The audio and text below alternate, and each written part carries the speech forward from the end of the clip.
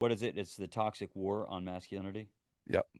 Oh, interesting. And I have shared with people that my take on that book is she's able to write things as a woman and say things as a woman that we couldn't say as a man, just like Vodie's able to say things about race and Right. Black Lives Matter and that stuff that we can't say as a white man. Right. Yeah. Right. That's my take. That was my, I don't, that wasn't my takeaway, but just her style and the things that she says in this book and the way that she says them. If a man said it, they'd roast us. Right. And I think I don't know that's about actually this part other, of the problem too, because I think that that leads into a lot of pastors not saying anything because they right. say, well, I can't say anything about a women's issue because I'm not a woman. And yet, obviously you can't just fly off the hip about it. But I think that's part, I actually think that's part of the problem. Part of the silence in the church is like, oh, I can't say it because it's a woman's issue. It's a race issue and all this. And all the while, everybody else is creating just a massive volume speaking into people's lives. And then pastors are, they're mute.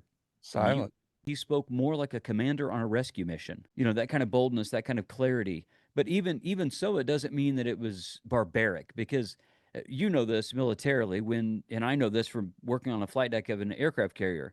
If there's something that's imminent, you don't sit and scream, to get your point across. If you're on a mission, you don't do that. As a matter of fact, you need to throttle down. You need to have subtle, direct communication to convey the point. You don't have to do so emotionally. So, by commander on a rescue mission, men, when you hear this, don't think that I'm saying, well, Chad's saying now that I just need to go out around screaming, barking orders at other men.